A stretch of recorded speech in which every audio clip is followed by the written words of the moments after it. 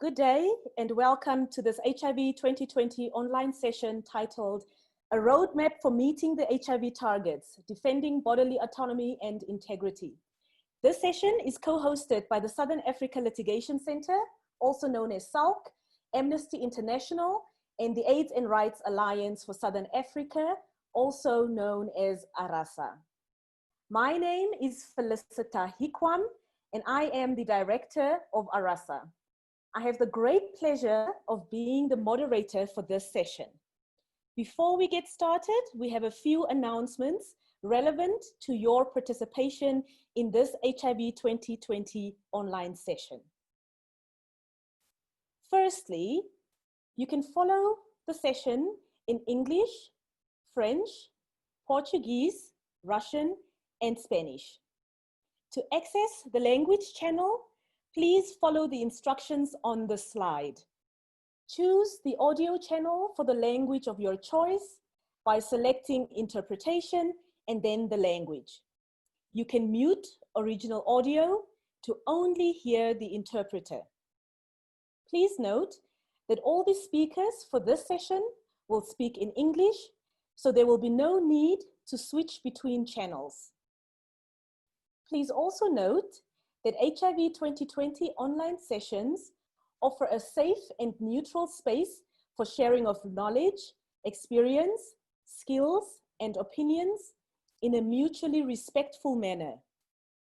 HIV 2020 online operates on a zero-tolerance policy for any kind of bullying, harassment, abusive language, aggressive expression of opinions, or any such undesirable behaviors. You will be removed if you start cussing. This also includes any activity during the Zoom session or on HIV 2020 online social media platforms, including Facebook, Instagram, Twitter, and YouTube, that may cause distress to panelists, speakers, translators, and/or participants. Session participants who engage in such actions will be immediately removed from the session with no prior notice. Please note that this HIV 2020 online session is being recorded and will be screened online live on Facebook. Please note that this HIV 2020 online session is being recorded and will be uploaded in the HIV 2020 online languages on YouTube and other social media channels. This session is now being live streamed on the HIV 2020 online Facebook page, and you can feel free to share it on your social media from there. We urge you to be mindful of revealing your personal particulars and other information, including your name, age, affiliation, or country if you are not comfortable for this to be made public when you are interacting with others. Also note that we will not make use of the raise hand function during the session, but you can share your comments and questions in the Q&A text box or in the Facebook comments section. Due to security reasons, engagements in the chat and the Q&A is not anonymous. Now that we have the announcements behind us, a little bit more background to us and the session. As I mentioned previously, I work for the AIDS and Rights Alliance for Southern Africa, which is a partnership of civil society organizations working across 18 countries in Southern and East Africa. Recently, ARASA was set up in 2002, initially to promote a rights-based response to HIV, but recently we have pivoted strategically to anchor our work in the core principle of the respect for and protection of the rights to bodily autonomy and integrity in order to reduce inequality, especially gender inequality, to achieve health, dignity, and wellness and well-being for all in Southern and East Africa. Why bodily autonomy and integrity, you might ask? We believe that each of us as human beings with equal rights should have agency over our own bodies, and that this will contribute to our ability to reduce HIV-related risk and vulnerability, which in turn will contribute to meeting global HIV targets. We believe in particular that lesbian, gay, bisexual, transgender, and intersex persons, sex workers, people living with HIV, people who use drugs, people with disabilities, women, and young women all deserve the same bodily autonomy and integrity as every other human being. Yet all of us experience daily violations that make it impossible to live lives of dignity and respect. We believe that the right to bodily autonomy and integrity is the one principle that can mobilize and unite diverse movements in addressing the social and structural determinants of health, serving as a radical touchstone through which to create a more active solidarity. Over the next 2 hours, we will explore the politics of bodily autonomy and integrity and how the failure to promote and protect these rights affects our vulnerability to HIV and limits our ability to live productive lives in dignity, thus hampering our collective ability to meet global HIV targets. We will also hear about how civil society and communities are using the concept of bodily autonomy and integrity to mobilize cross-sectoral advocacy and to address structural barriers to HIV and other sexual and reproductive health and rights. To kick us off, we would like to get a sense of what perspective you bring to the session. In order to do this, we will use the Mentimeter platform. So could you please open a new window in your web browser and type in mentimeter.com. We will illustrate how you can do this.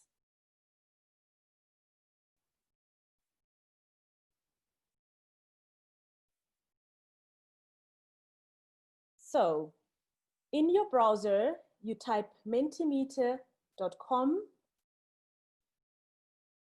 and where requested, you will enter the following code: 591484. I'll give you a few minutes to get this done, but just to repeat, that you please go to mentimeter.com, mentimeter.com, and type in the following code: 591484. As you will see on the screen, in the space behind the space provided, you would type your response to the question: when you hear the words bodily autonomy, what words come to mind? So the first question is, when you hear bodily autonomy and integrity, what words come to mind? And note that the words that have been repeated the most frequently are the biggest, and in reverse, those that are the smallest have been repeated the least. And as you can see from this word cloud, the word respect is one of those that have been repeated the most. I see human rights is closely behind. I see rights. I see power, that's quite powerful. I see agency. I see freedom. And those are all very, very powerful words which resonate when we hear the words bodily autonomy and integrity. It is also interesting that in reverse, the words that are the smallest are those that were repeated the least. So words like holistic, words like individualism, words like pleasure, which is quite interesting, those have been repeated the least. I see feminism, justice has also been repeated by very few people. I see respect is still in the running for the top spot, as well as rights. And now I see that control and safety have also popped up to be some of the more popular words. Thank you so much for participating and responding to this question. We will now move on to the second question. And the second question is, are you currently using the principle of bodily autonomy and integrity in your HIV-related advocacy? So again, we will give you a few minutes to respond to the question, which is, are you currently using the principle of bodily autonomy and integrity in your HIV-related advocacy? And as you can see, this is a yes or no question. And most popularly is the answer yes, with 39 responses. And at the moment, we have 12 no responses. We now have 40 yes responses and 12 no responses. 41.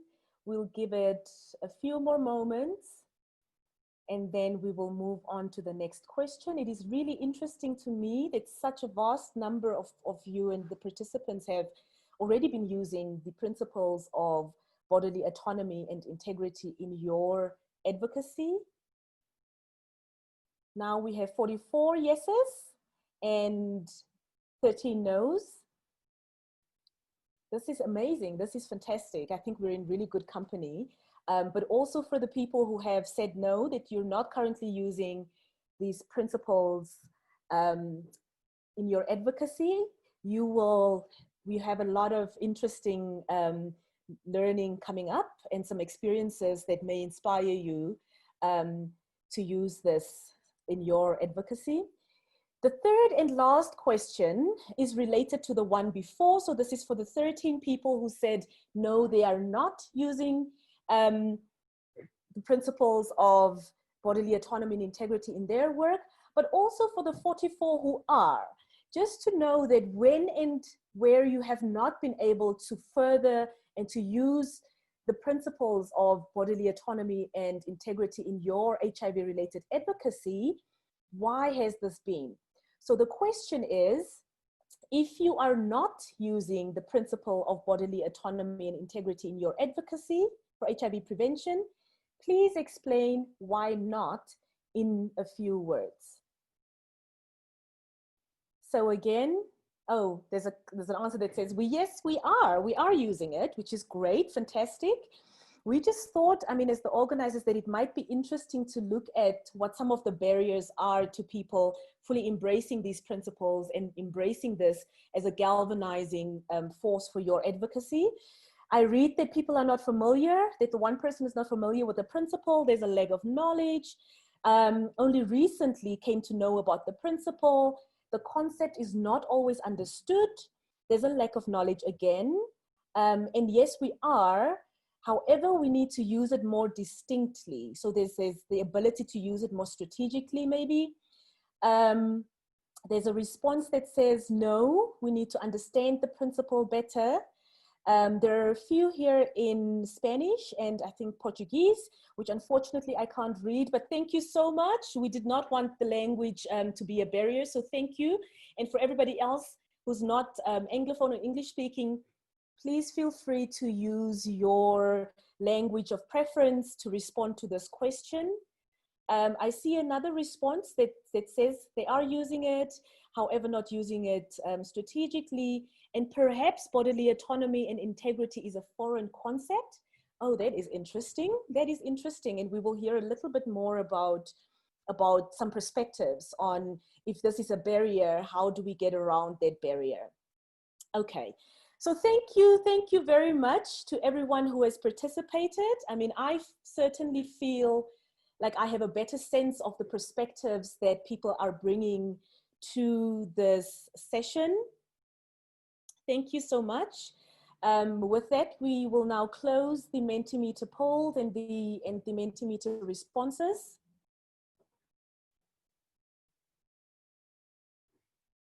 Thank you again for participating in that. It really gives us a good idea of in whose company we are and how we can proceed and interact with you in the following, hour and a half or hour and 45 minutes. As we proceed, let me give you an outline of how the remainder of the session will flow.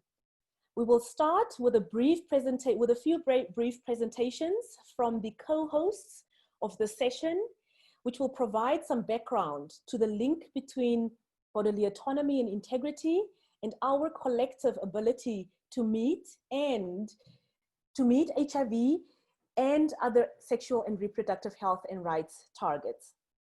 After a brief question and answer session related to those presentations, we will have an exciting panel of civil society and community representatives from across sub-Saharan Africa who will speak to us on how they have been able to use the principle of the rights to bodily autonomy and integrity to mobilize cross-movement advocacy for HIV and other sexual and reproductive health and rights. To kick off the series of presentations, I would like to invite my colleague Hae-Jin Kim, who is ARASA's Regional Key Populations Program Officer, to remind us of the key HIV-related political commitments and how we are doing in meeting those targets. Thank you, Hae-Jin. The floor is yours, but before I hand over to you, please, participants, note that we will only take questions at the end of the following 3 presentations, and we will pull questions only from the Zoom Q&A text box and the comment section of the Facebook live stream for the presenters to respond to. So as we go through the following few presentations, please post your questions to the speakers either in the Zoom Q&A text box or in the Facebook comments under the live stream. Hae-Jin, the floor is yours. Thank you very much, Felicita. As Felicita said, I will briefly speak on bodily autonomy and integrity and the global HIV targets. Since our session is really at looking how we can leverage the concept of bodily autonomy and integrity, and also how bodily autonomy and integrity link to HIV prevention, and especially in the current situation where there has been a strong push in reaching global HIV targets that have been set for both 2020 and 2030. So to start with, I want to talk and give a brief overview about the HIV prevention targets. In 2014, UNAIDS established fast-track targets calling for upscaling HIV prevention and treatments in order to avert 28 million new infections and in order to end the epidemic as a public health issue or a public health threat by the year 2030. So basically at this point in 10 years. Also in this context, this was done considering that the MDGs, the Millennium Development Goals, which were established before, would be running out in 2015. They were established to reach certain goals by 2015. Some which were made, some which progress was achieved, in some which project was achieved, in others not so much. And one of those goals was HIV specific. In 2015, the Sustainable Development Goals, or the SDGs, were put together. There was not an HIV specific goal. However, the target of ending HIV as a public health threat was included under SDG 3, which relates to overall health and overall access to health, which also shows a bit of a shift to understanding HIV prevention, or to conceptualizing HIV prevention in a broader health perspective. Furthermore, with that, UNAIDS also launched the 1990 targets, which were meant to sort of illustrate what would be needed in order to reach the 2030 target. So essentially, the 1990 targets established certain targets that had to be reached by roughly 2020, if I'm correct. And basically, it was 90% of all people living with HIV would know their HIV status. 90% of all people with diagnosed HIV infection would be on ART. And 90% of all people receiving antiretroviral therapy would have viral suppression. in order to reach those global targets, UNAIDS put forward 5 pillars for HIV prevention to focus on. And those were specifically key populations or addressing the needs of key populations in terms of HIV prevention, focusing on adolescent girls and young women, focus on pre-exposure prophylaxis, a focus on comprehensive condoms programming, and a focus on voluntary male medical circumcision. And in all of these areas, the focus would be on a combination prevention approach, which would consist out of 3 things: biomedical interventions, behavioral change, as well as addressing structural barriers to HIV prevention. What we as the AIDS and Rights Alliance are very much focused on is the aspect of structural barriers. Because in discussing and in moving forward towards the 2020 fast track targets, as well as towards the 2030 targets overall, there's been a lot of focus on both the biomedical and the behavioral change interventions. And you can see that in a push for treatment as prevention, or ensuring ART, ensuring availability of PrEP, voluntary medical male circumcision, widespread condom programs, etc. But from our perspective and from our experience, what is equally needed is to address structural barriers. And as I said, in combination prevention, the idea is that all 3 aspects, biomedical, behavioral change, and structural barriers, would be equally important to be addressed. However, structural barriers to HIV prevention has been lagging behind. And with that, we mean is that, addressing structural barriers means ensuring equitable access, apologies for my spelling mistake, ensuring equitable access to HIV services, addressing stigma and discrimination, decriminalization in terms of certain key population, and so forth, without addressing structural barriers, without addressing access to HIV prevention services. Biomedical and behavioral interventions won't be able to be sustainable or won't be able to be effective. And what we are really focusing on the fact is that there needs to be a stronger focus on addressing structural barriers to HIV prevention. There has been a lot of progress towards the 2020 and 2030 targets since 2015. But especially in the context of the SADC region, we are still falling short in many ways.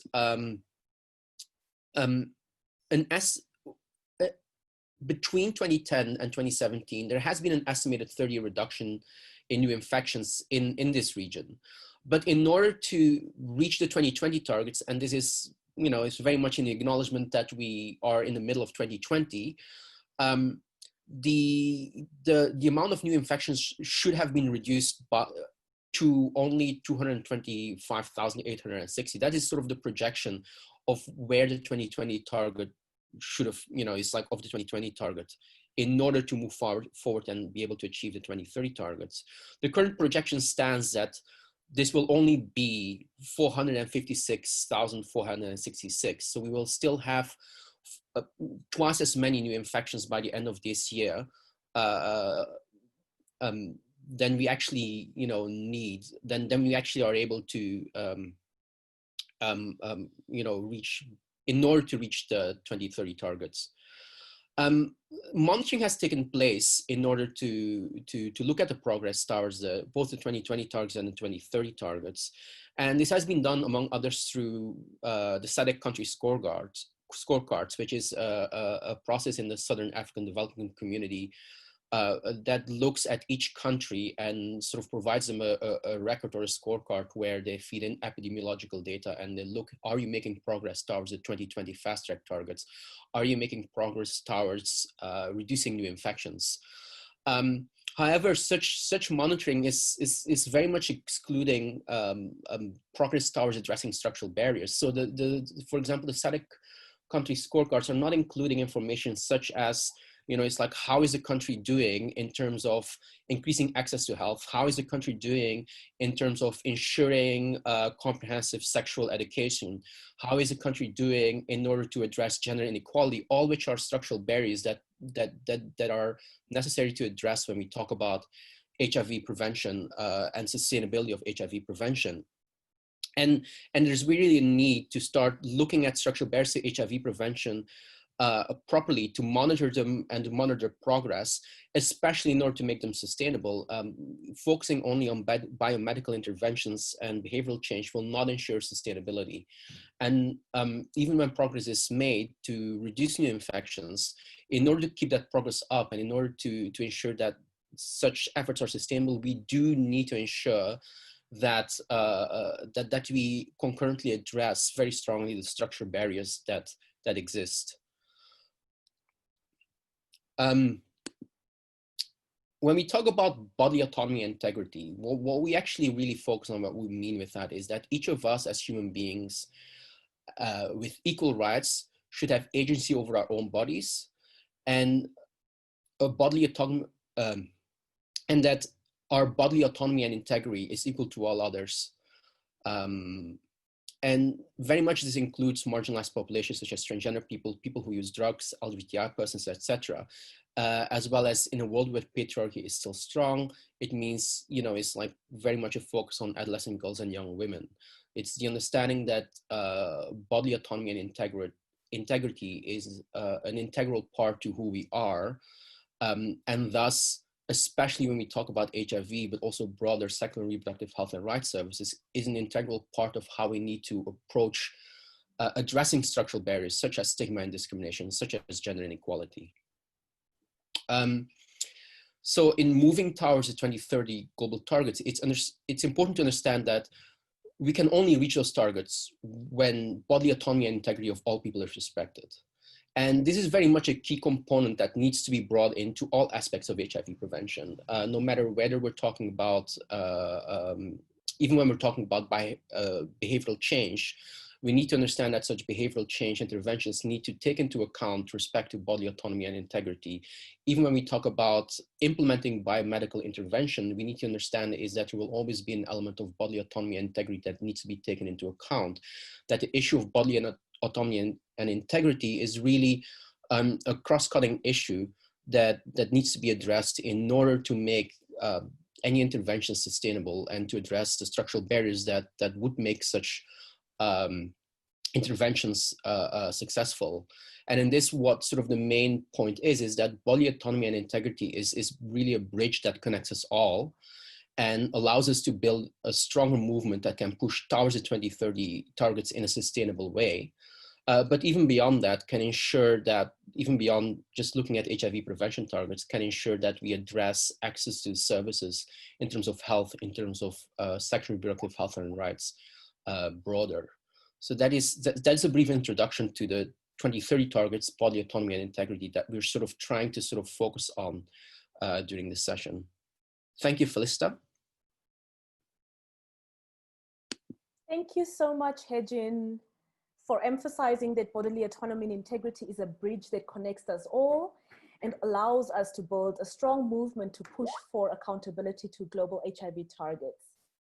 For those of you who have just joined us, please note that we will only take questions after the first 3 presentations from the co-hosts of the session. So please post any questions you have for Hejin or those related to the following presentations in the Q&A text box. Up next, we have a video by the Southern Africa Litigation Center and their partners on how a lack of respect for bodily autonomy and integrity affects access to HIV and other sexual and reproductive health services. I will hand over to Tambudzai Gonese, a lawyer working for the Sexual and Reproductive Health Rights Program of the Southern Africa Litigation Center. Tambu? Hi, thank you very much, Felicita. As the Southern Africa Litigation Center, we have been working with our partners on activities aimed at ensuring and maintaining respect and protection for bodily integrity and autonomy through strategic litigation, training, and advocacy. In the video that you will see, some of our partners who are key populations in Southern African countries, Eswatini, Malawi, Botswana, Zimbabwe, Zambia, will be highlighting some of the barriers that they faced, challenges they've met, and some of the lessons they've learned in trying to access healthcare due to their sexual choices, gender identity, and expression.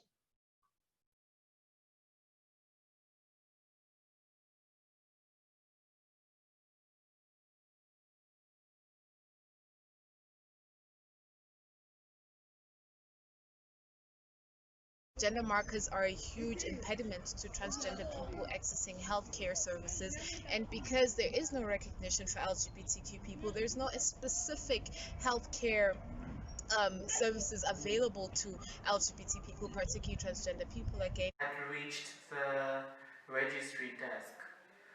The people I found at that desk, instead of getting my information and putting it in the records, they started acting up in a very inappropriate way.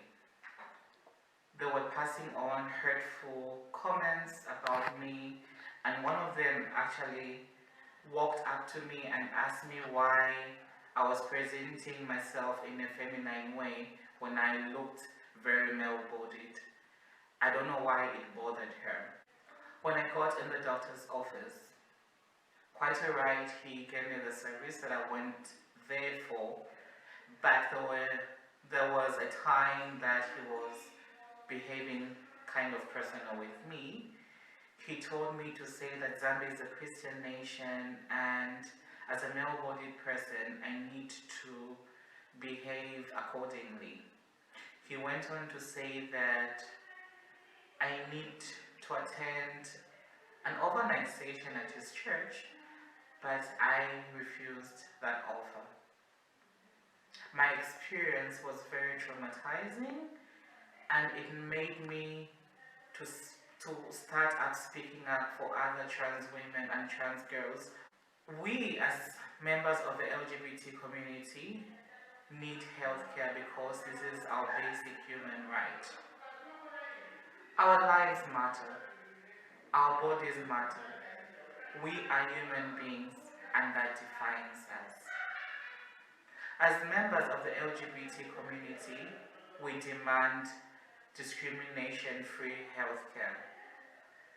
As a trans woman living in this country, I demand gender-affirming care because in the trans community in this country, we self-medicate due to the transphobia, the hate, the misgendering, the stigma and discrimination we face on a daily basis. And we are scared of going to these health institutions and end up in prison. Thank you. There is need to continue addressing stigma and discrimination against key populations. Sex workers and other KPs don't have the rights to bodily autonomy and is not protected. We continue to have our rights violated for the choices we make regarding our bodies, especially when it relates to sex. Napeza makulanga osajja mwalira naona chintu cha nzeru palibe munthu amene andigwira mkono namba sex worker ndamba sex worker napeza kuti namba kwenda kena kunapeza kuti kugona ndamuna kucha napeza kuti ndatenga matenda opatsana kugonana komanso ndatenga matenda ya HIV. Ndapita kuchipatala ku health center kumene napita akandithandiza anapeza kuti anandithamangisa ndikundiuza kuti kunoko simungabwere fa ndino akule fesi tikukulandirani matenda amene omwe mukatsake anthu amene anapatsa matenda akutseni zipatala zachani za private. Kenako naenda napita chipatala chinanso chakoma amene nakapeza mtsikana amene amandidziwa ndipo munthu anandilandira bwino anandithandiza ndikundipasa mankhwala ama STI aja kuchoka pepa ndikundiyambisanso mankhwala yalati. Ntanapeza kuti nazatenganso matenda ena opatsirana ntapita kuchipatala kuja anandipanganso chimodzimodzi. Ndinafunsa kuti amuditsala bwanji feso ndifatsi anthu ngati ife tomwe tosafe ndife amalawi muditsalirani ayi ndi chimodzimodzi inuyo ndamene mukumabweretsa matenda m'manyumba mwathu faino mmagona ndazimuna athu ndaife tinapempha kuti okheta mwana akhati mwana wana kupangidwa zimezi zimungamve bwanji kuti naiso ndi sex worker anatikanira ndinabwereranso kumene anakandithandiza ulendo yambirira ndinapeza kuti mtsikana uja kulibeko ndechonde ife ndongopempha monga ife atsikana oyendayenda kuti mundithandize asamaditsale mzipatalamu nafenso ndife amalawi ngati omwepo.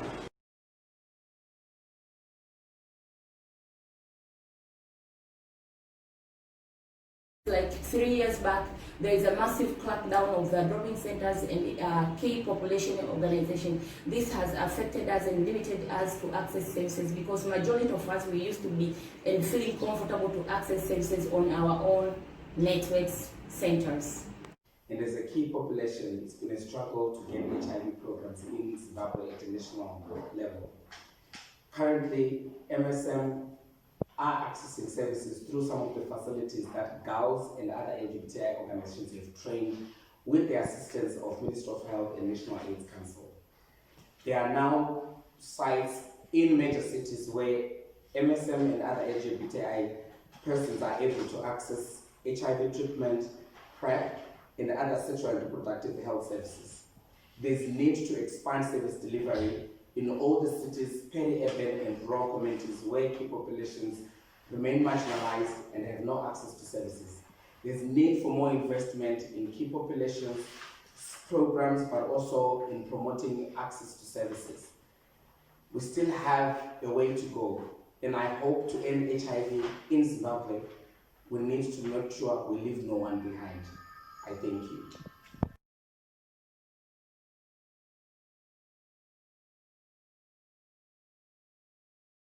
We have managed to work with one of the local public health facilities in Francistown to ensure that it is that model clinic where LGBTIQ individuals and vulnerable groups also can access non-discriminatory healthcare services and overall holistic array of healthcare services without any stigma, without any discrimination, without any hindrance.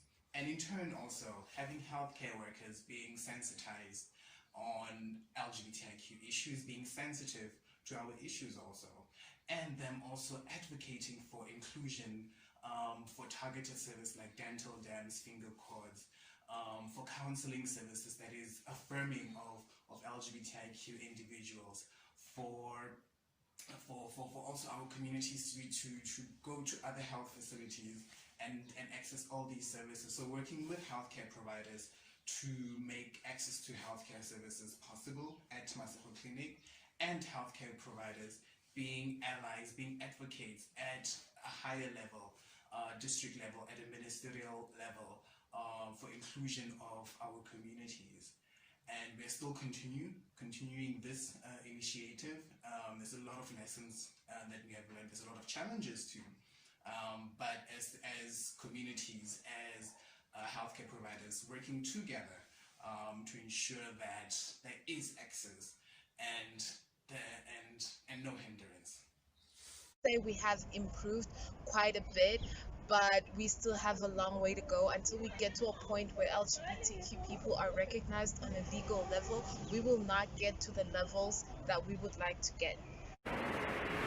We demand an end to the persecution of innocent people across Malawi and of course the entire world. We demand healthcare as a basic human right. Thank you. Thank you, Tambu and Salk, for this contribution, as well as a great thank you to all your partners who have contributed to the video.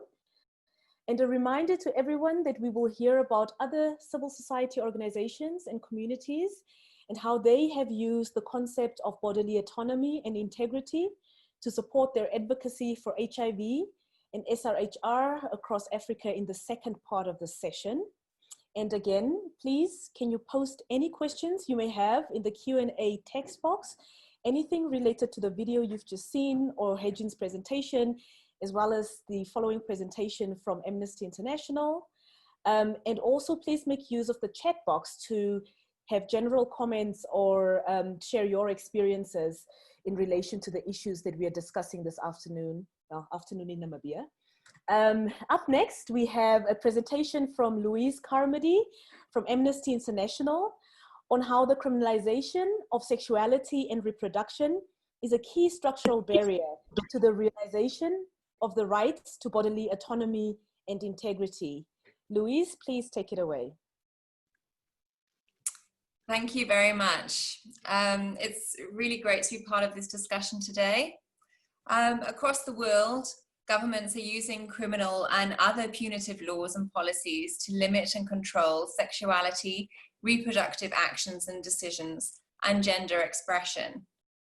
At their core, many of the laws criminalizing sexuality and reproduction come down to bodily autonomy, which, as we've discussed, is the idea that individuals exercise control over who or what uses their body and for how long. The ability to make decisions about our bodies, our sexuality and reproduction is essential to human dignity, to the enjoyment of physical, emotional, mental and social well-being, and the realization of a full range of human rights. It's really wonderful to have the opportunity to introduce Amnesty International's Body Politics series today. I'm going to briefly mention the materials that we have and discuss some of the ways that criminalization of sexuality and reproduction undermines bodily autonomy and integrity and efforts to reach HIV targets. So the next slide, thanks.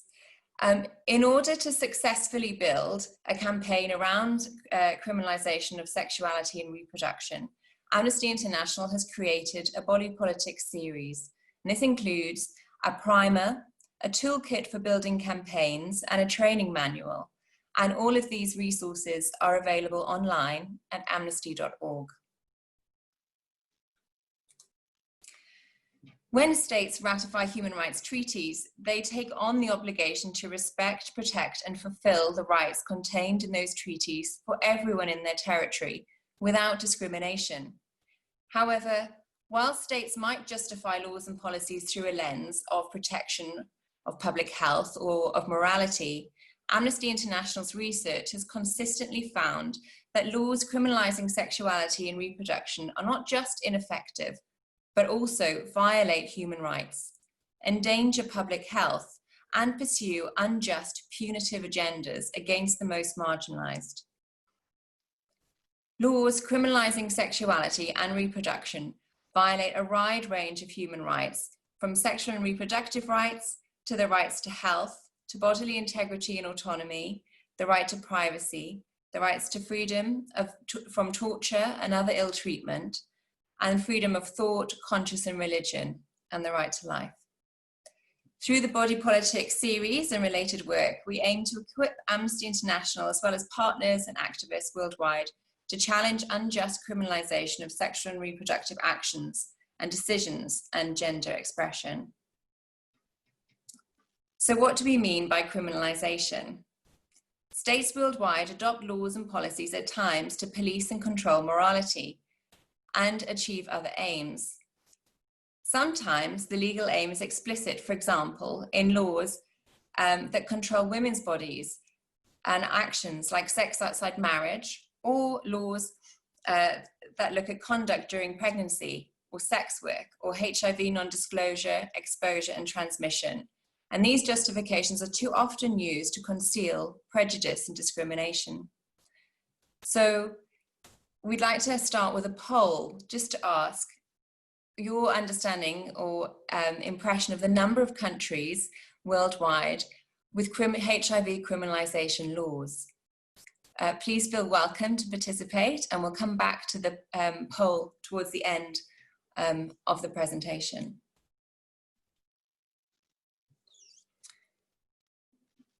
So states use different types of laws to achieve criminalization. The most well-known is direct criminalization. And when we refer to direct criminalization, we're talking about passing or implementing laws or policies that render a specific sexual or reproductive action, decision, or gender expression criminal in an explicit way. For example, this would be a law that makes it a crime to engage in consensual sexual activity with a partner of the same sex. And we should note for the discussion the importance of the concepts of consent and autonomy. Next slide. Well, we are talking about things that involve sexual and reproductive autonomy. And these concepts are essential, obviously, for our discussion here. To reiterate, we're not talking about non-consensual sex or forced or coerced sexual and reproductive decision-making. For Amnesty International, sexual autonomy is the ability of individuals to make decisions on if, when, how, and with whom they engage in sexual activity. When we talk about reproductive autonomy, we are talking about the right to determine if, whether, when, and how to bear children, and other decisions related to one's sexual and reproductive health. While there's no single definition of consent in international law, in general, we use consent to distinguish between voluntary and ongoing agreement to engage in sexual activity and sexual activity that's performed under duress or as a result of violence, abuse, or exploitation. For sexual and reproductive health decision-making, we're referring to informed consent, so that individuals are given sufficient information to make an informed decision in a manner which they can understand and that they are not forced or coerced to make a particular decision. There's also laws which result in indirect criminalisation. This is where there's a discriminatory implementation of laws and policies related to sexual and reproductive actions, decisions, or gender expression. For example, people living with HIV have been prosecuted for transmitting or exposing others to HIV, or simply for not disclosing their HIV status. And this is using assault or reckless endangerment laws. In some cases, they've even been charged with bioterrorism.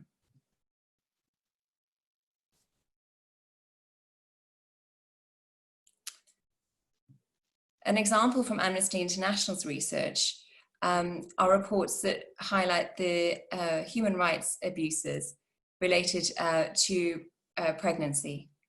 Pregnant women have been indirectly criminalized for the perceived risk of their actions to their fetuses, and women who have been prosecuted for assault or homicide after seeking treatment for miscarriage.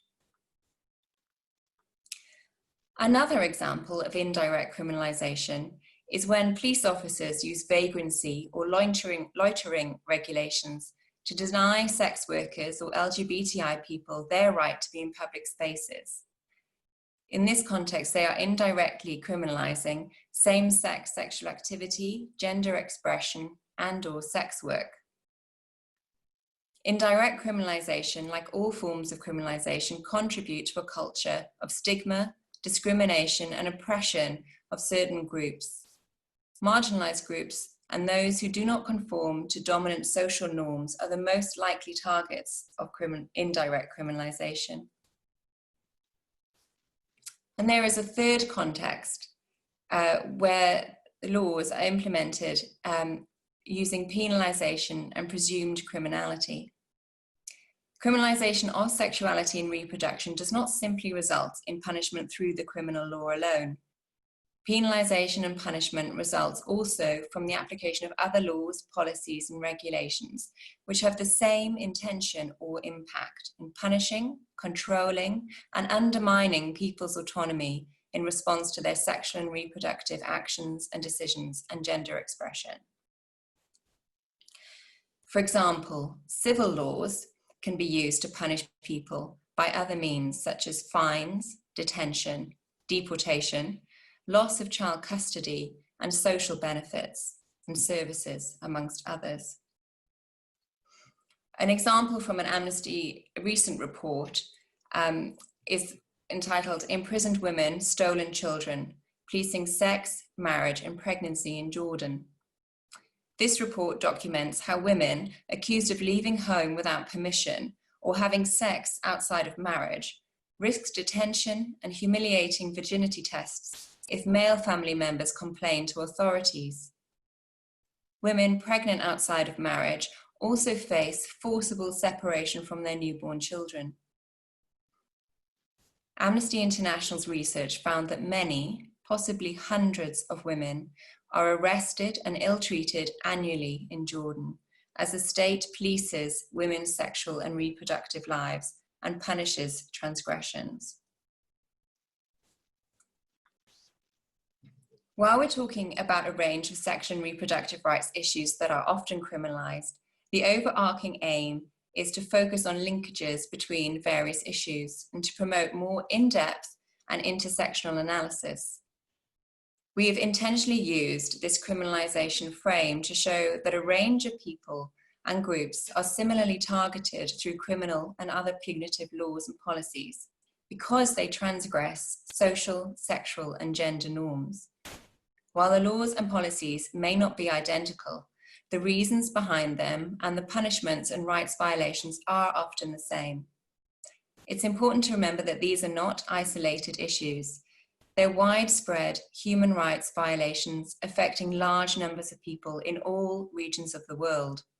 Some areas, such as the criminalisation of adolescent sexuality or abortion, are so common and widespread, we find laws and policies restricting, criminalising, and otherwise penalising them in nearly every country in every region of the world.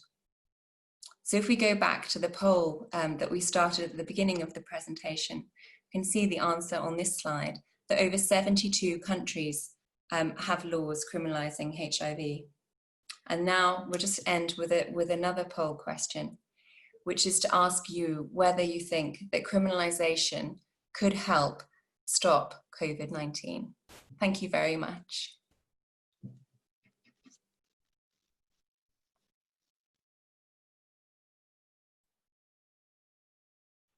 Thank you, Louise, for your presentation. Thank you. And we will now take a few questions and answers from the presenters.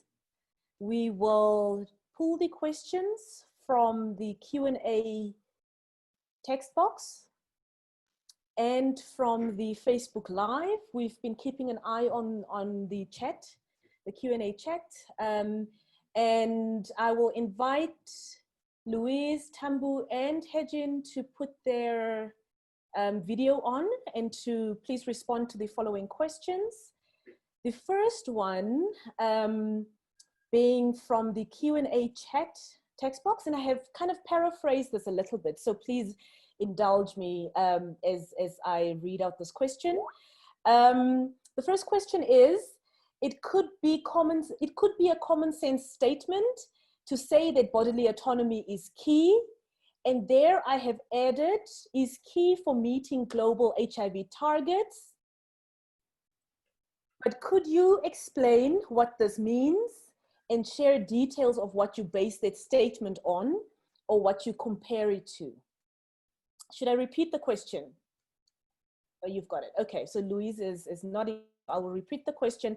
First question, it could be a common sense statement to say that bodily autonomy is key, and I have added in for meeting global HIV targets. But could you explain what this means and share details of what you base that statement on or what you compare it to? If you don't mind, I'd like to suggest that we start with Louise's response. I think you're warmest just because you've just done your presentation, the juices are flowing, and then we will move on to get a response from Tambu, and then we will have a response from Hejin. Louise? Okay, thank you very much. Sometimes the simplest questions are the most challenging, but I think in this case, maybe it's useful just to highlight some of the research that Amnesty International has undertaken. One series of reports that I've referred to in the presentation but are available on the website, for example, is research into the criminalisation of sex work, where Amnesty's research has highlighted that laws criminalising sex work often lead to higher rates of violence perpetrated and human rights violations perpetrated towards sex workers, and also barriers to accessing health services and barriers to seeking justice. And this is a finding that is also pervasive in other contexts. So, for example, our research, which has looked at criminalising and inconsistent laws related to adolescents' consensual sexual activity, for example, has found that the result is to create barriers for young people to access sexual and reproductive health information and services that they need in order to make informed decisions about their own sexuality and their own health and lives. And this is a theme that occurs throughout different contexts of the research. And in the primer, which I would invite everyone to download if it might be useful for your work, we go into sort of 7 different case studies, which conclude, similarly, that restricting bodily autonomy and integrity really undermines the greater efforts in terms of protecting people's access and enjoyment of their human rights. Thank you, Louise. And I agree with you. It comes across as quite a straightforward question, but it's actually quite complicated. So with that, I'll hand over to Tambu and look forward to your response. Okay. Well, I can answer with reference to the video that we just played. You'll find that these barriers include stigma and discrimination. And for example, in the case of the issue of gender identity, there's a lack of knowledge from the healthcare providers, what kind of services can be provided for, gender affirming services, where there's need for hormone replacement therapy. So at the end of the day, these barriers end up making it difficult for people to access healthcare, and ultimately, healthcare would include sexual health, accessing ARVs, any other medications that people would require. So when you aren't able to get anyone to understand what your needs are, then you will not be able to access the service. We, in one of our cases that we've supported in Botswana, we've produced a booklet where LGBTIQ persons in Botswana were highlighting some of the issues that they were facing. And this was important, and it helped to convince the court in Botswana that, for example, criminalizing same-sex acts, as much as it seems to be more of a criminal law or social issue, actually ends up being a health-related barrier. And therefore, at the end of the day, there aren't any benefits that are gained by maintaining this as a crime.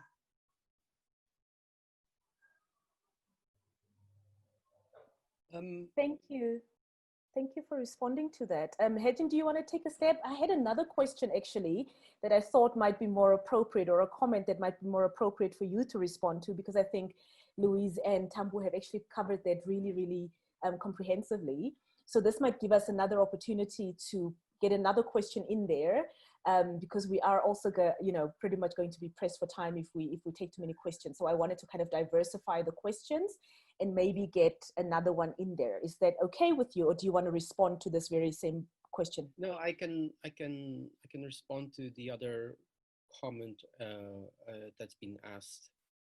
Okay, so the comment is the discourse of human rights centering on autonomy and sovereign individuality may be more important for public health in some contexts, but may reinforce a model of normal sovereign individual which has historically pathologized and marginalized people who use drugs. So this is really specifically to how the language of bodily autonomy and sovereign individuality can be used to pathologize and marginalize people who use drugs.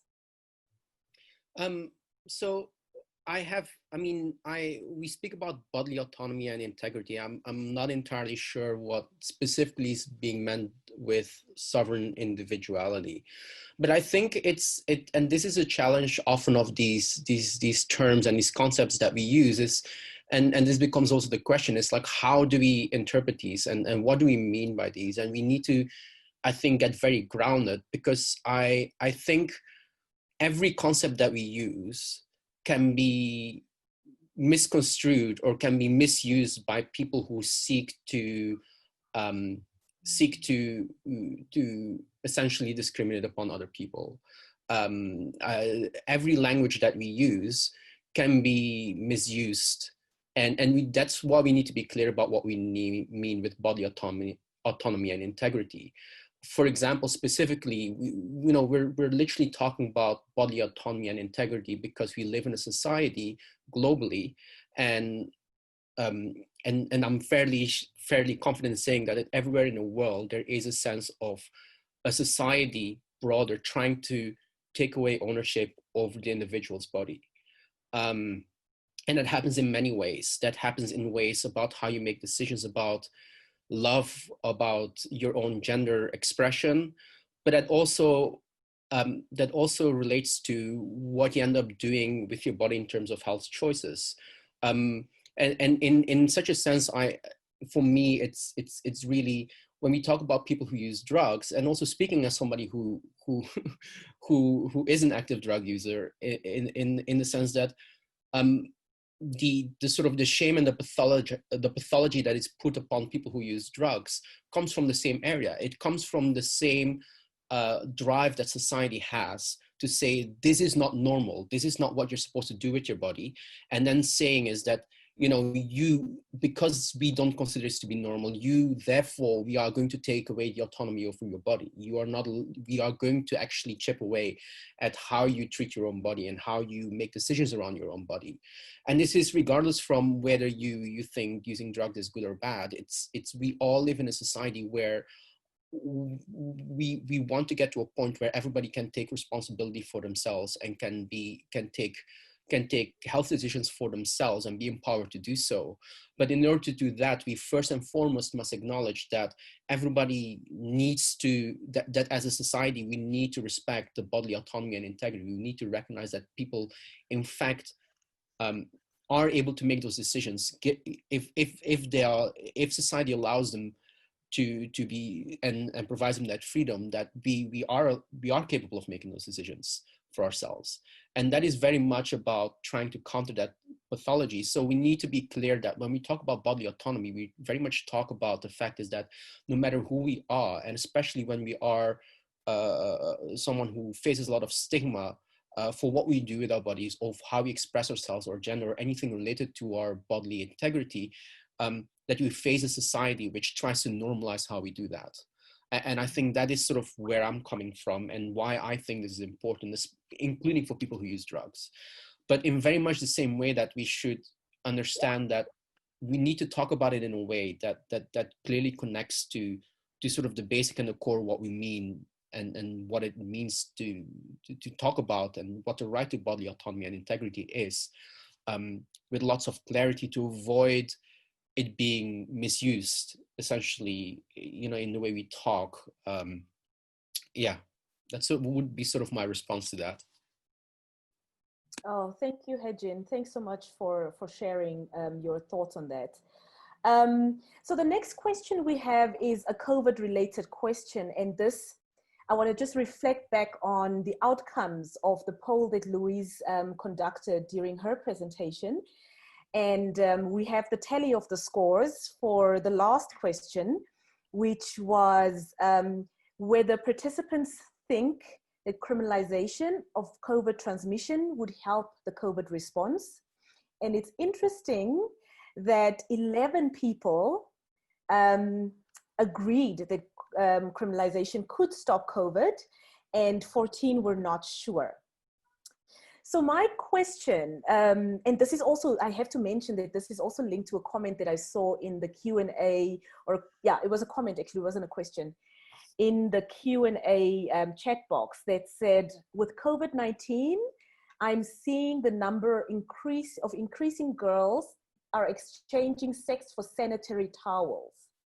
And I guess that also links to the question that I had for the presenters, It reads, from your perspective, how has COVID-19 and responses to the pandemic, including efforts to criminalize COVID transmission, exacerbated the limitation of the rights to bodily autonomy and integrity? And how is this moving us further away from meeting HIV targets? Should I repeat that? I see you scribbling away. I will repeat that just to give you a little bit more time to get your thoughts in order. So the question is, from your perspective, how has COVID-19 and responses to the pandemic, including efforts to criminalize COVID transmission, exacerbated limitations of the rights to bodily autonomy and integrity? And how is this moving us further away from meeting HIV targets?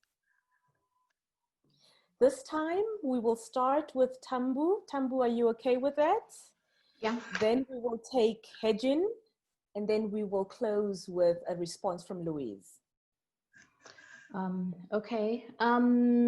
Well, I think that criminalization of, or rather the management of the COVID pandemic through the use of criminal laws is very tricky, especially when you refer it to, HIV criminalization. And the question that comes back is, has criminalizing HIV, which is something that happens in a lot of countries, done a lot in dealing or eliminating HIV as an issue? Has it improved the outcomes? And the answer is no. And ultimately, the issue of how to manage a public health emergency ultimately rests with individuals and how they conduct themselves, how the kind of knowledge that people need to have.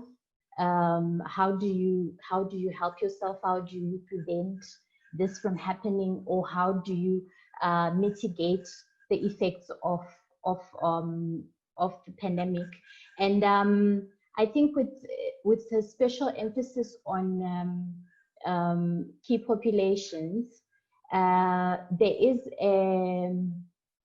I can say a connection, or there seems to be a connection between what has been traditionally used as, like the hammer approach, the use of laws or HIV type laws to just attempt to achieve the same thing with COVID, the use of petty offenses to criminalize, traditional key populations like sex workers, loitering, and things like that.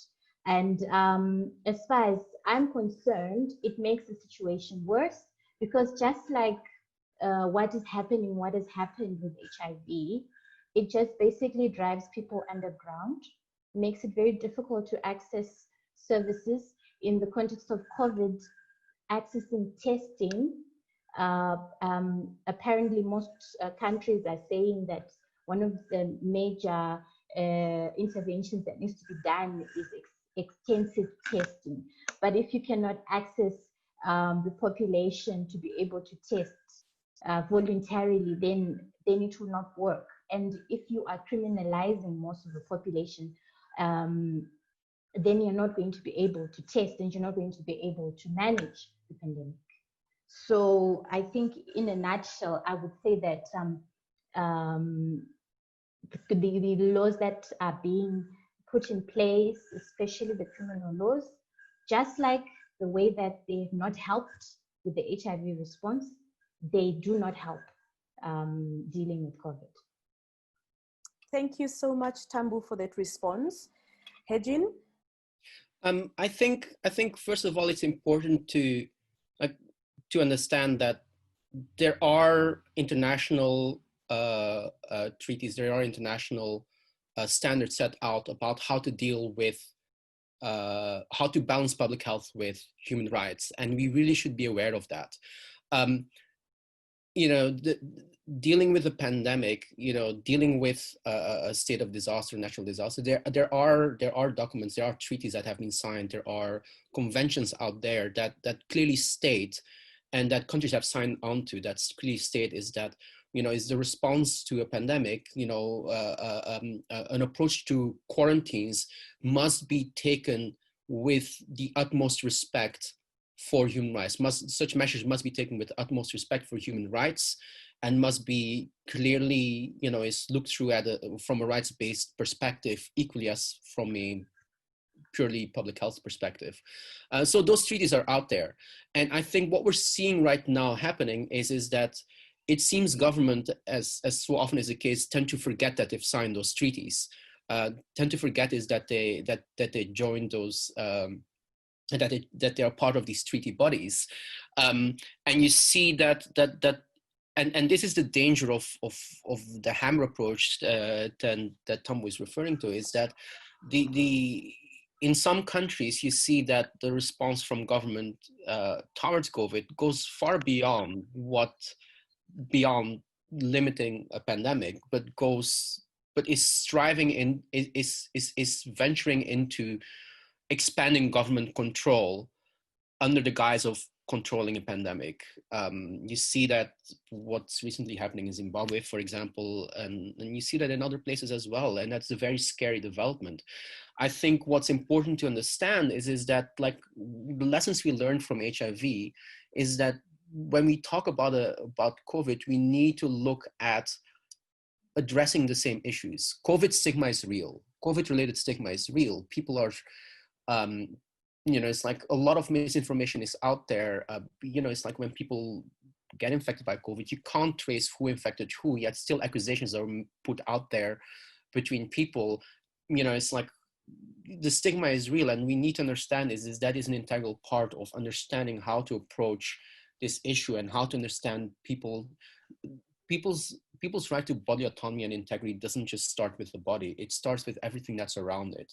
It includes issues such as stigma and discrimination related to, it's like our health status. And right now what I see out there is that there's a huge amount of stigma and discrimination going out there in terms of COVID, in the way people are talking about it and the way people are reacting about it. And we should never forget that we're talking about human beings rather than talking about, COVID-related cases. And I see the numbers itself are almost leading us to a sense of dehumanization, where people are referred, it's like we have 500,000 cases in South Africa, but we forget that those 500,000 cases are human beings. Human beings who might not live in a situation where they can self-isolate, who might not live in a situation where they can even have access to water to wash their hands every day. And sort of the very strong push against that, like the very strong push from government to enforce certain issues, for example, to enforce people to stay home, works if in some areas, if you live in a white suburb or in a place where you have the space to do that. But if you live in an area where you simply do not have the room to do this, then we need to start asking ourselves serious questions about, is this government response really respecting people's rights? Is it really reflective? And does it really make sense? Is it really taking into account people's lived experiences? And I think that is what is worrying at this point in time, and where we need to sort of start to sort of question the response very much, because when people can't, when the regulations are formulated in such ways that people simply can't follow them because they are not realistic, then we have a problem.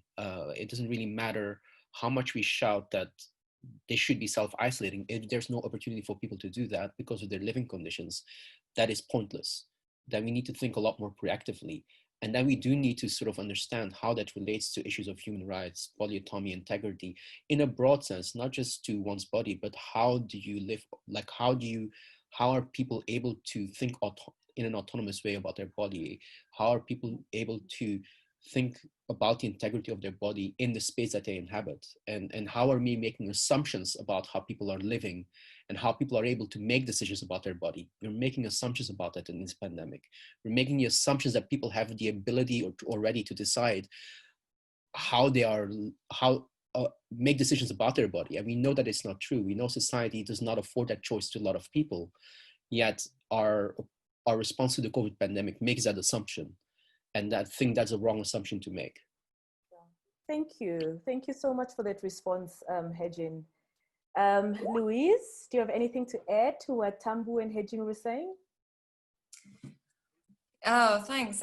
No, both really helpful and broad kind of context. I think the question really resonated with an article that appeared in South Africa at the early stages of the pandemic, where the author, to quote from it, said, "The virus may be new," referring to COVID-19, "but the idea that criminalizing a disease can stop its spread isn't, and we'd be well to read the history books."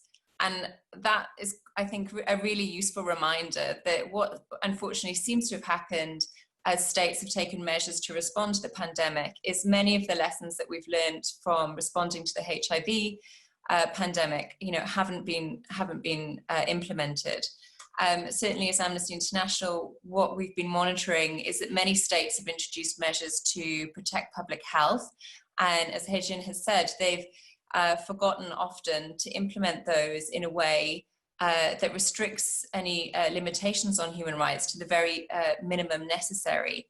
So when countries use the criminal law, they are, as Tambu said, using a hammer to crack a walnut. They're using the most coercive tool at their disposal.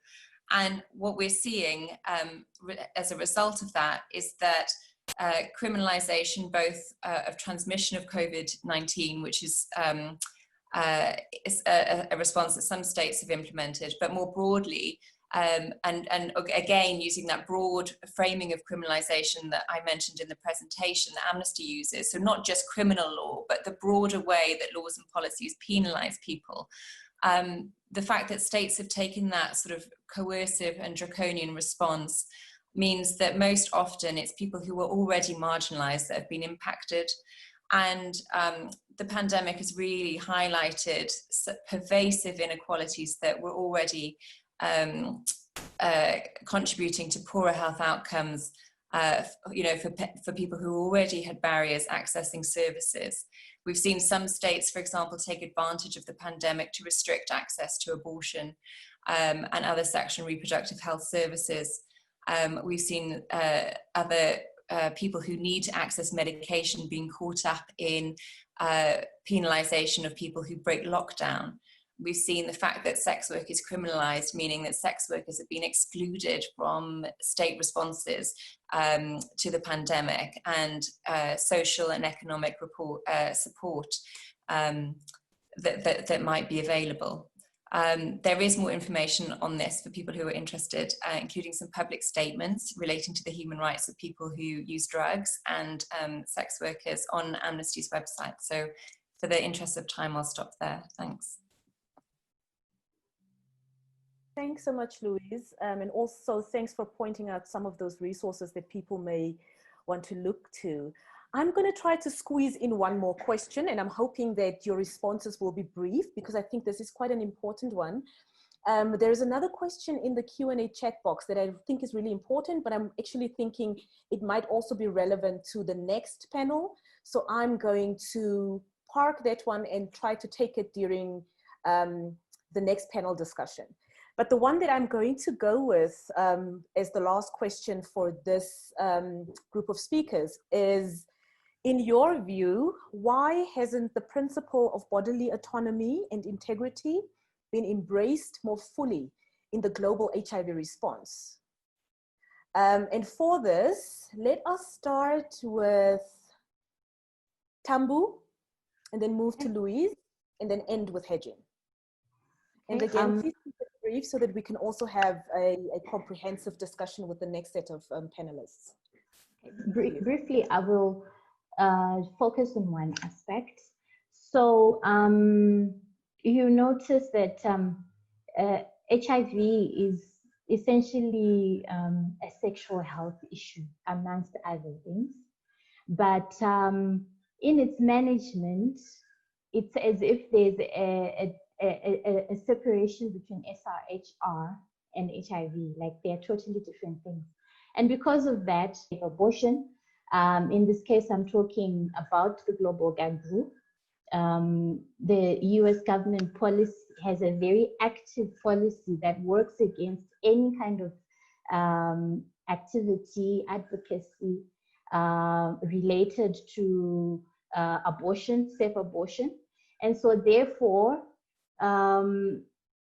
there is always going to be that difficulty in taking a holistic approach, a holistic SRHR approach to HIV management. And I think that that's probably one of the reasons why the concept of bodily autonomy and integrity hasn't been embraced more fully, because we have a division. And it seems like they are two different things. SRHR and HIV are two totally different things, which to me is not really, it's a fake dichotomy, so to speak. Yeah, absolutely. Thank you so much for that response, Tambu. Louise? Sorry. No, I think the point is well made about the silos that exist, maybe between movements and in responses. And I think that's where when I mentioned in the presentation, using a criminalization framing, whether that's the framing that's helpful or not, the idea is to use a tool to look beyond different scenarios, but to try and bring in an intersectionality to the response, whether it could be reproductive justice. And I think using that bodily autonomy and integrity framing is another example of a lens that allows for an intersectional approach and allows us to potentially work together and more collaboratively as civil society and other partners.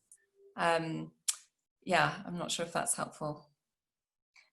That's very helpful, Louise. And I think it also is a nice segue into the second part of the discussion this afternoon, where we actually look at concrete examples of where people have used this for intersectional advocacy.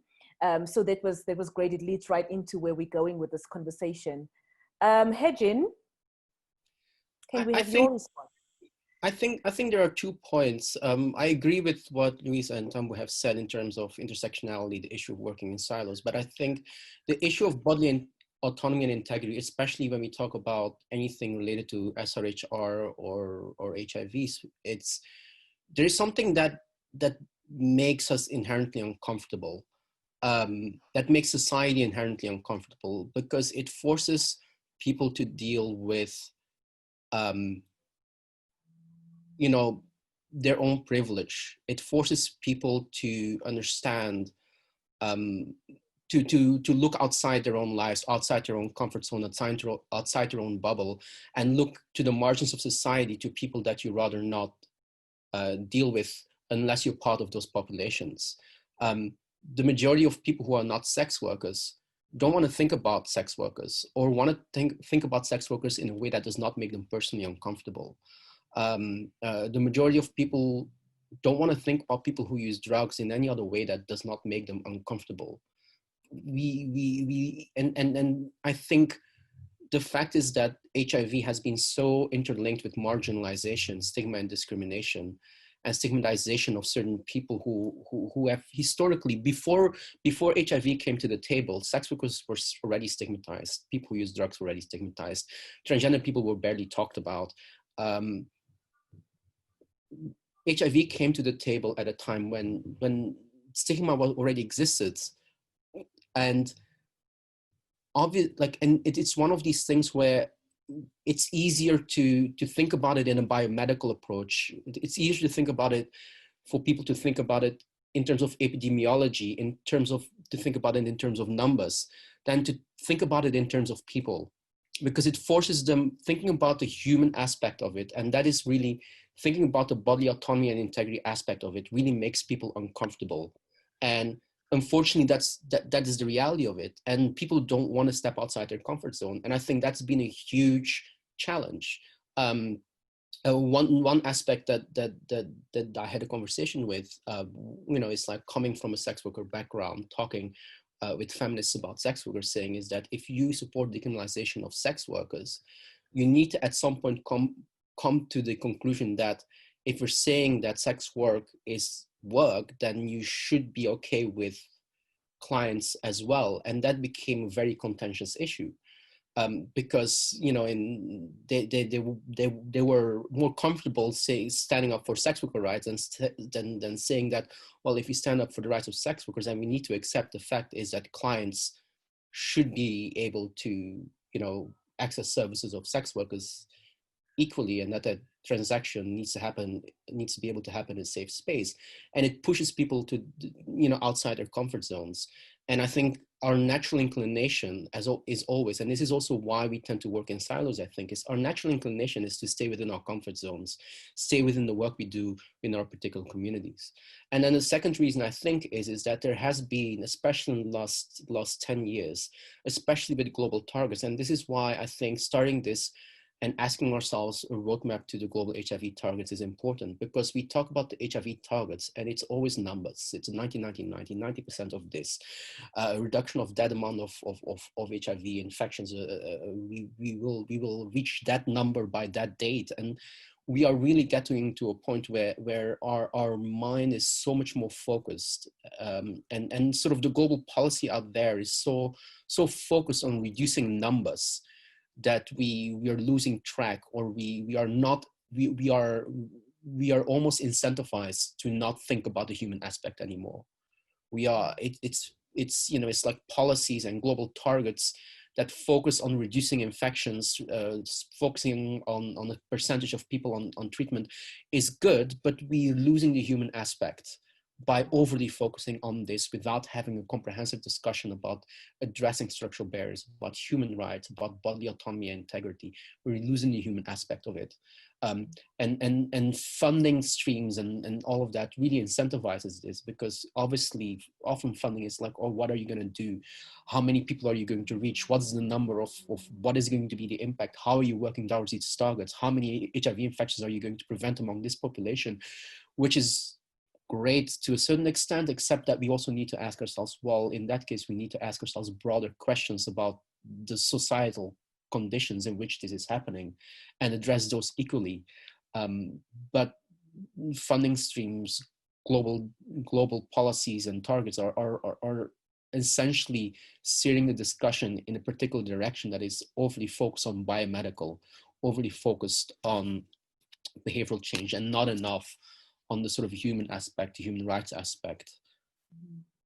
No, I absolutely agree with you, Hedjin. And just as you were saying that the HIV response, for the HIV response and the HIV movement, using bodily autonomy concepts has been very uncomfortable.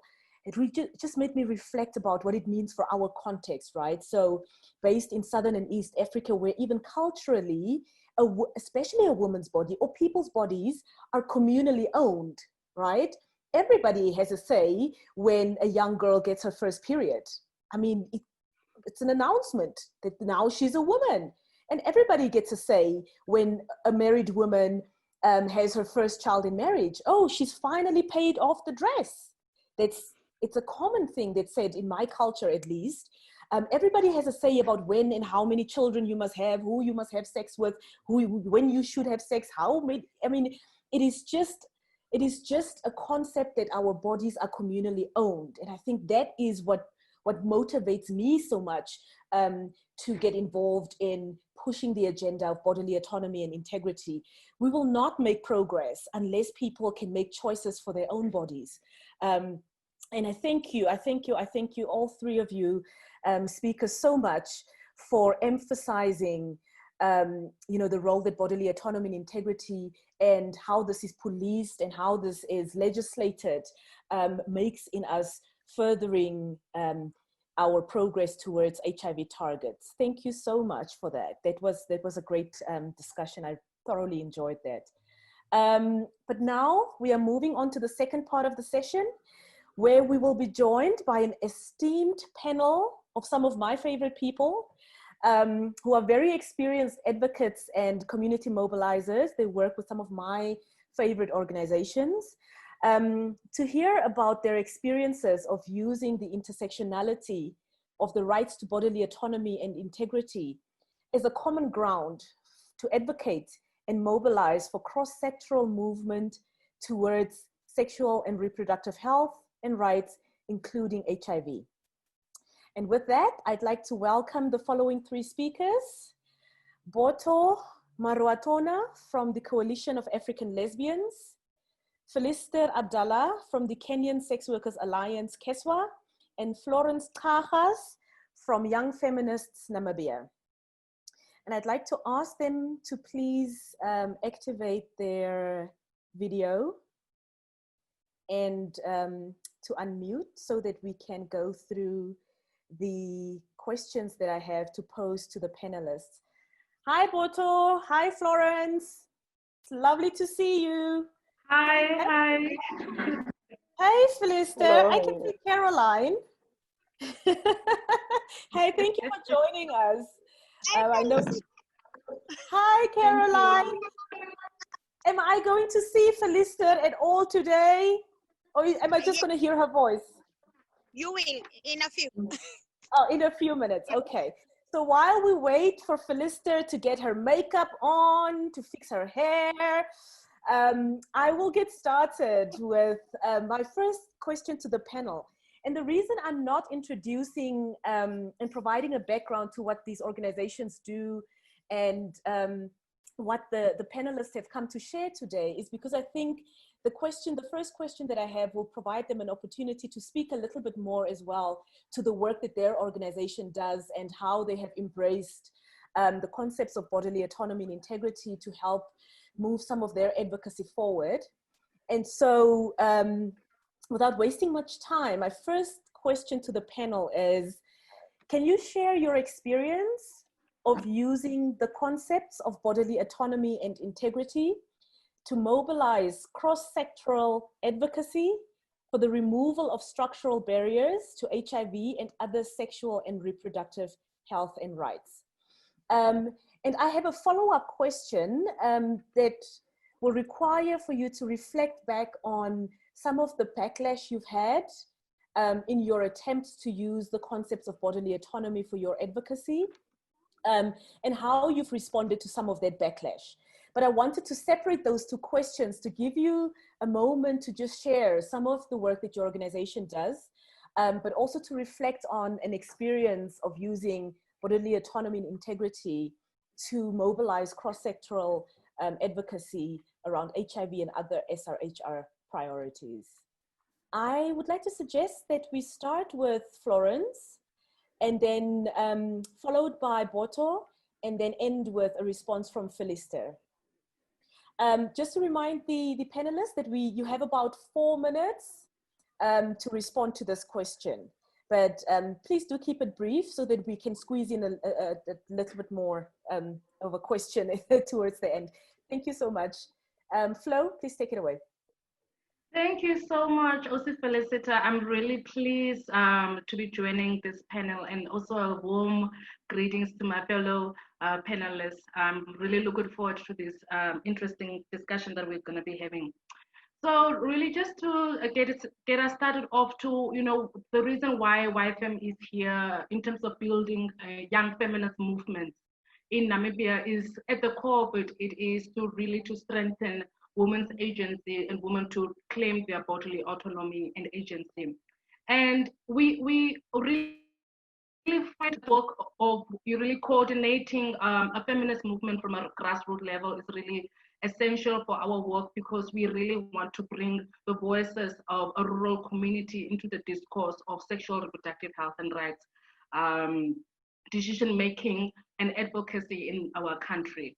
And the way we do cross-movement advocacy is we find it really important for us to be working with intersectional movements in terms of intergenerational dialogues and intergenerational sharing of knowledge and information. So it is really important for us to really work with various kinds of movements to see how can we collectively stand united to bring about social change and create platforms whereby more and more marginalized women, girls and young women are invited to platforms where they can speak for themselves and speak about issues that really concern them.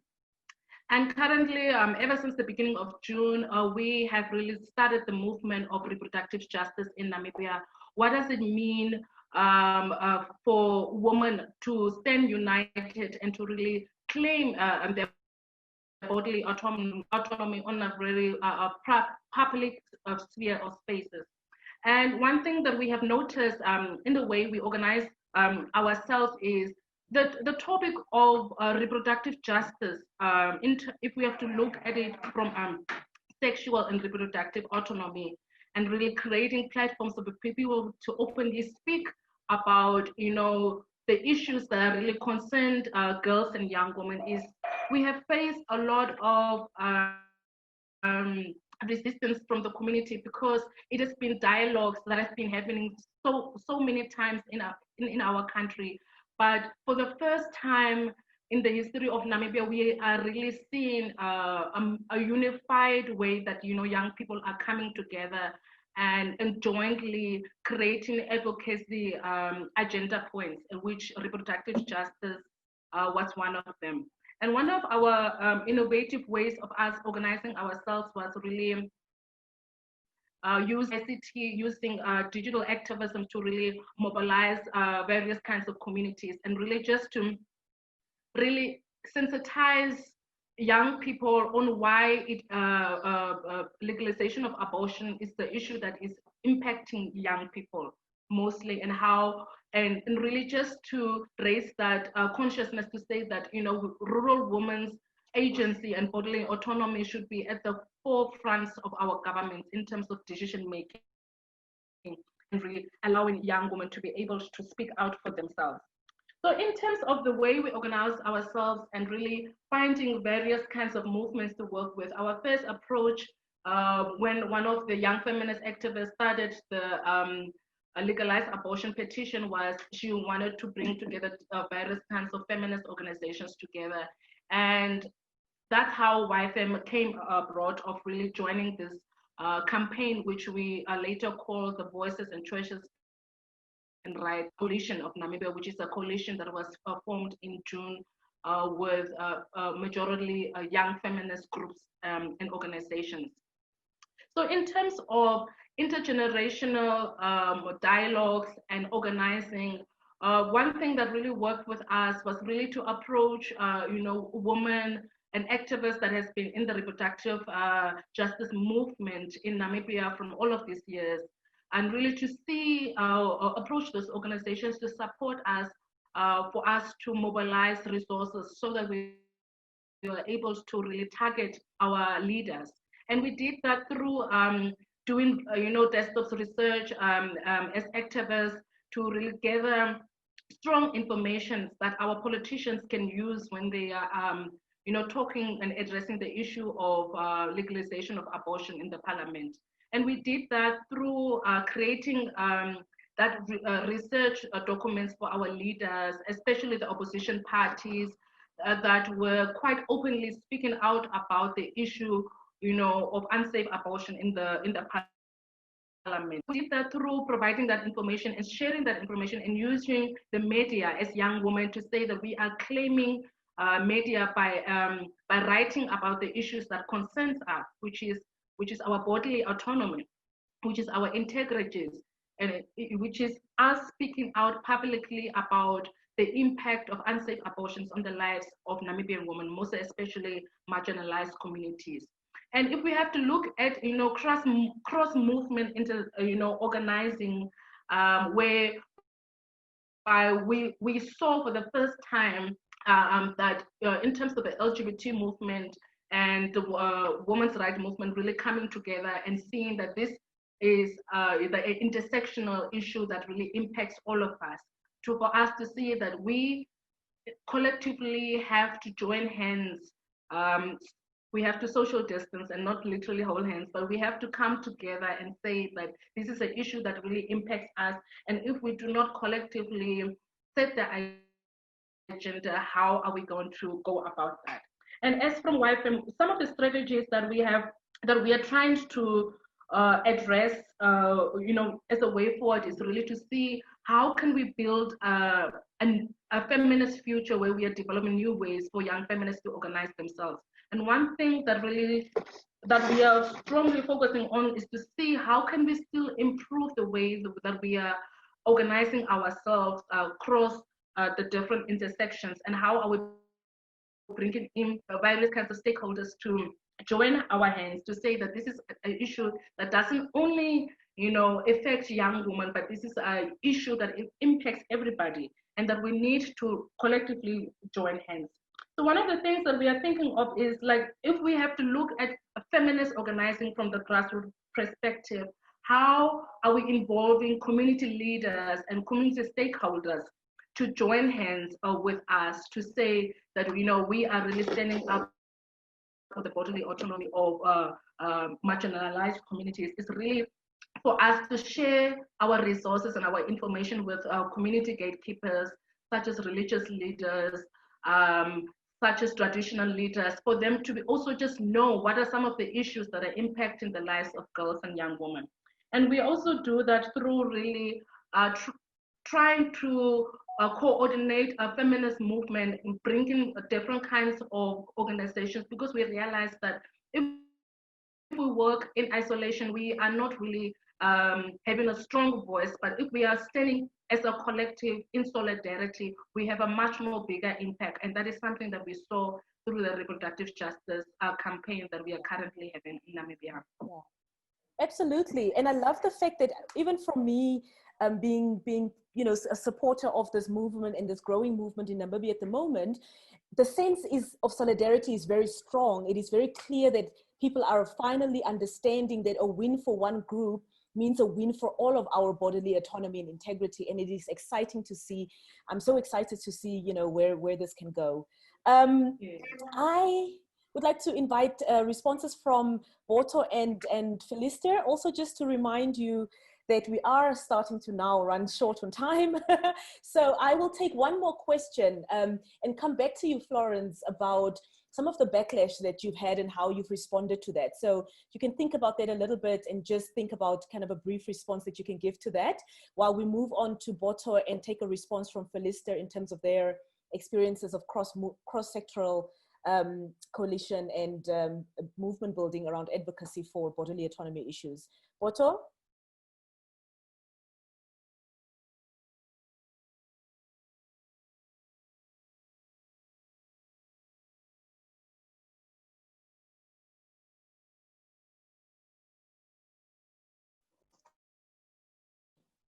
Boto, can you hear me? Boto. Okay, so let's move on to Philister while we wait to get Boto back. Philister, can you share one of your experiences? Are you there? Yes, you are. Hi. Well, Caroline, please share one of Philister's experiences. No, I'm kidding. Please share one of Keswa's experiences. So one of the Keswa's experiences, given that we work with the sex workers in the country, and our constitution and all the legislations in Kenya do criminalize sex work, is that we have partnered with the women's movement and feminist movements because the partnership we have is to ensure that before we are sex workers, we are all women, and that we need we need the women sex workers to identify and be able to know that they have the right to make decisions of their own bodies. They also have the right to be respected and treated with dignity. So the experience that we have is that we partnered with organizations like Femnet, that is an advocacy organization, and also with TICA. Again, the other thing that I can talk about is that we have also engaged ourselves in advocacy agenda that is working with the county and national government so that we can be able to so that we can be able to also be part of the government package during this COVID time. We have enhanced our advocacy targeting the governors because Kenya is divided into counties. An example is a member of KESWA that is a sex workers from Nakuru, a Smart Lady organization, and the sex workers from Murang'a, that the governor from Murang'a decided that they have a right to their own bodily autonomy and that they can make decisions on what happens to them.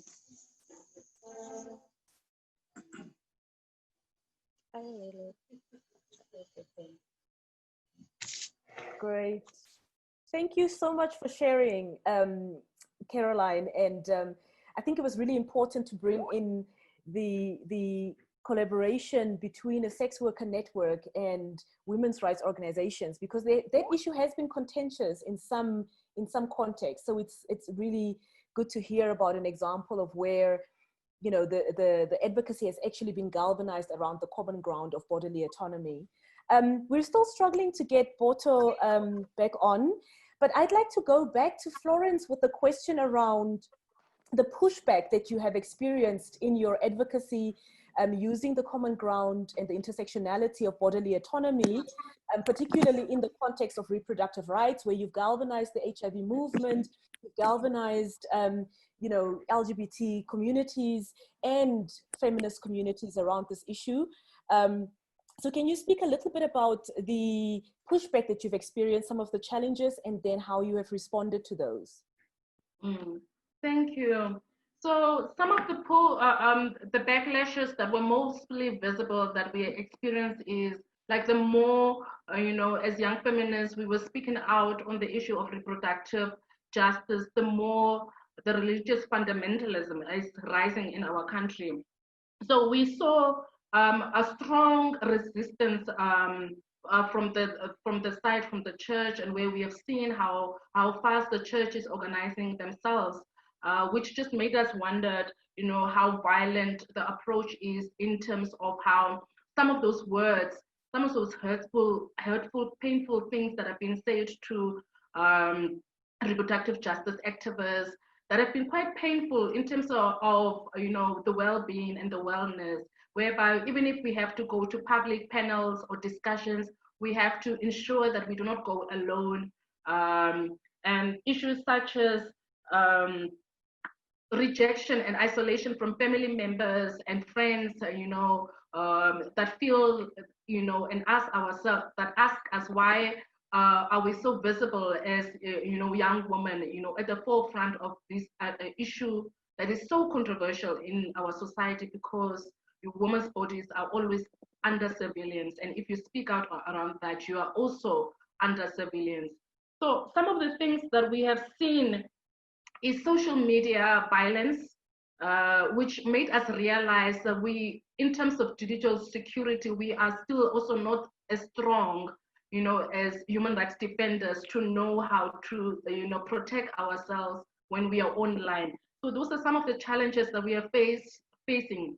And we have also seen that, you know, in terms of the politicians, you know, some of the, you know, private conversations regarding the reproductive justice movement and organizing, and the way they were resisting and rejecting the legalization of abortion. So those high-level political leaders' conversations came to the platforms whereby it was accessible for everybody, which made us realize that, you know, even though political leaders are finding private spaces for them to organize themselves and to speak out about issues, that they are also at risk in terms of digital security. And it just made us realize that we need to find safer ways, safer platforms, even on social media, where we organize ourselves and do our work, so that we are in a position to be able to protect ourselves in terms of us facing backlash. And if we have to look at it from a personal perspective, in terms of backlashes that we are facing is exhaustion, not really having a lot of support, issues such as mental health, because the work that we are doing is even quite traumatic for activists. And then there is not a lot of platforms for activists to really just support their well-being. And sometimes as activists, we work too hard without, that support from, family members and so forth, which makes our work in isolation. And some of the issues that as activists we are facing is the more we speak out publicly about issues of bodily autonomy and integrity, we realize it is putting us into jeopardy in terms of finding employment. So that has been some of the challenges that activists are facing, to say that if I stand strong and at the forefront of, like feminist movements organizing, such as the reproductive justice movement, then I'm risking myself of finding employment, because fighting for the legalization of abortion, it is sometimes limiting for people to access employment, especially in the private sector or even in the government. So those are some of the backlashes that we have been facing. And in terms, if we have to look at it from an organizational perspective, we realize that if we, as an organization, publicly, such as organizations such as YFM, who have been always publicly speaking out about the issue of a need for strong reproductive justice movement building and organizing in Namibia, it kind of also restricts us in terms of finding, funding that is open, that is not restricted to the global gag rule, to say that we can still be able to organize ourselves and do the work that we are doing. So it's also quite challenging for movements and grassroots organizations that are emerging to work on, deep issues such as reproductive justice, without the support of a broader movement. That's why it is really important for us to organize ourselves cross movements, to find and to build alliance with different kinds of movements, so that we could, for our own sustainability and for our own security, take care of ourselves as well as human rights defenders. Thank you so much, Florence. I mean, just that ending there is such a great argument for why we need to grab this opportunity and the common ground of bodily autonomy and integrity to actually, to push our agendas forward, because together we can go so much further. We have about 7 minutes left, and I wanted to just give a 2-minute opportunity to Boto to please share some of their experiences that the Coalition of African Lesbians has had at the regional level, working with regional human rights instruments, because I think that this is also a great example of where the intersectionality of bodily autonomy has actually been used very effectively. Following that, I will close with just a 1 or 2 minute recap and and take all the richness of the session and marinate it a bit before, we all kind of move forward with the work that's left to do. But I'd like to hand over to Boto for a brief kind of intervention on what they've been doing. All right, thank you so much, and I apologize for the technical glitches. As CAL, we, obviously working with various movements across the region, especially, local organizers such as in both Southern Africa, West Africa, and Central Africa, where the grounding principle is body autonomy and integrity, whether it's in issues around race, issues around socioeconomic issues, or access to justice and services. And the way in which we have managed to center our work around that, is being purposeful in terms of naming ourselves as as people who drive for a change in language, especially to ensure that the language of body autonomy and integrity makes a great deal of our advocacy. And, and also accessing regional spaces and ensuring that, the people who do the work in body autonomy and integrity, we are able to enhance not only the advocacy in country, but also link to regional and international mechanisms in terms of changing the kind of language, the kind of framing that is there around human rights and access to services. For example, CAL works at, the African Commission, but also with the help of national organizations who, take part in writing statements and shadow reports to just hold the governments accountable on various issues around sexual reproductive health, economic rights issues, land issues, and the like.